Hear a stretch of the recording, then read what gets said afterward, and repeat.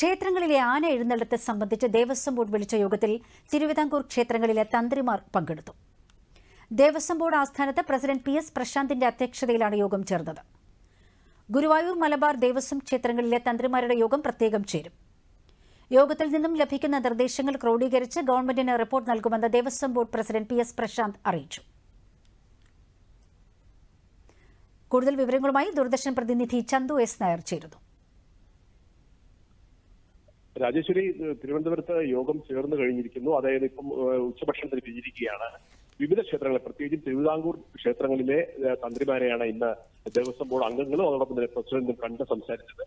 കേരളത്തിന്റെ സംസ്കാരത്തിന്റെ അല്ലെങ്കിൽ സാംസ്കാരികതയുടെ ഭാഗമാണ് ഈ ക്ഷേത്രങ്ങളിലെ ആന എഴുന്നള്ളിപ്പ് എന്നുള്ള നിലപാട് തന്നെയാണ് തന്ത്രിമാർ സ്വീകരിച്ചത്. മാത്രമല്ല, ക്ഷേത്രങ്ങളിൽ നിന്ന് പെട്ടെന്ന് ആനകളെ ഒഴിവാക്കുന്നത് അത് കൂടുതൽ പ്രശ്നങ്ങൾക്ക് കാരണമാകും എന്നും, അതായത് ഭക്തരുടെ പ്രശ്നങ്ങൾ, ഒരു വികാരങ്ങൾക്ക് കാരണമാകും എന്നുള്ള ഒരു നിലപാടാണ് തന്ത്രിമാർ സ്വീകരിച്ചത്. മാത്രമല്ല, ആനയെ തിടമ്പിലേറ്റി എഴുന്നള്ളിച്ച് അത് ഭക്തർ കാണുമ്പോൾ ഉണ്ടാകുന്ന ഒരു സംതൃപ്തി അത് നമുക്ക് പറഞ്ഞറിയിക്കാൻ പറ്റാത്തതാണ്. അതുകൊണ്ട് തന്നെ ക്ഷേത്രങ്ങളിൽ നിന്നും ആനകളെ ഒഴിവാക്കുന്നത് ഇപ്പോൾ അനുകൂലമായ ഒരു നിലപാടിലേക്ക് പോകരുതെന്നുള്ള ഒരു നിർദ്ദേശമാണ് തന്ത്രിമാർ നൽകിയതെന്ന് പറയുന്നു. പക്ഷേ എങ്കിലും ഈ തന്ത്രിമാരുടെ അഭിപ്രായങ്ങൾ മാത്രമല്ല, ഇനിയിപ്പം ഗുരുവായൂർ ദേവസ്വം അതോടൊപ്പം തന്നെ മലബാർ ദേവസ്വം എന്നിവിടങ്ങളിലെ തന്ത്രിമാരുടെ കൂടെ അഭിപ്രായങ്ങൾ ദേവസ്വം ബോർഡ് സ്വരൂപിക്കും.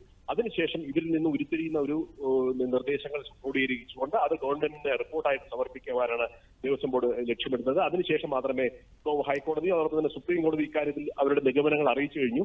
എന്ത് തീരുമാനം കൈക്കൊള്ളണമെന്ന കാര്യം ഗവൺമെന്റ് തീരുമാനിക്കും. അത് കോടതിയിൽ സമർപ്പിക്കാനാണ് ശ്രമിക്കുന്നത്. ശരി ചന്തു.